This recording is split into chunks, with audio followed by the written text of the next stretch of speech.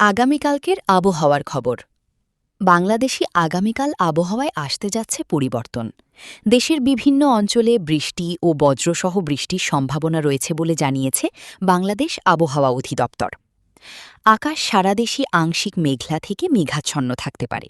বিশেষ করে বিকেল বা সন্ধ্যার দিকে অনেক জায়গায় কালবৈশাখী ঝড়সহ বৃষ্টি হতে পারে। বিভাগভিত্তিক পরিস্থিতি: ঢাকা, ময়মনসিংহ ও সিলেট বিভাগ। এই তিন বিভাগে বজ্রসহ বৃষ্টি ও দমকা হাওয়া বয়ে যেতে পারে। সিলেটে কিছু এলাকায় ভারী বৃষ্টির সম্ভাবনা রয়েছে। চট্টগ্রাম ও বরিশাল বিভাগ। উপকূলীয় এলাকায় বৃষ্টি ও ঝড়ো হাওয়া দেখা দিতে পারে। কোথাও কোথাও মাঝারি থেকে ভারী বৃষ্টি হতে পারে।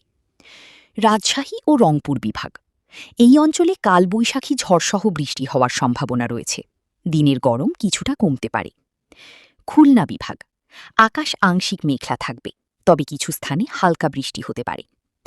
তাপমাত্রা: আগামীকাল দিনের তাপমাত্রা সামান্য কমে ৩২ ডিগ্রি থেকে ৩৬ ডিগ্রি সেলসিয়াসের মধ্যে থাকতে পারে। রাতের তাপমাত্রাও কিছুটা কমবে, ফলে গরমে কিছুটা স্বস্তি মিলবে। সতর্কতা: বজ্রপাতের সময় খোলা জায়গা এড়িয়ে চলুন। দমকা হওয়ার সময় গাছপালা ও দুর্বল স্থাপনা থেকে দূরে থাকুন। উপকূলীয় ও নদী অঞ্চলে সতর্কতা অবলম্বন করুন।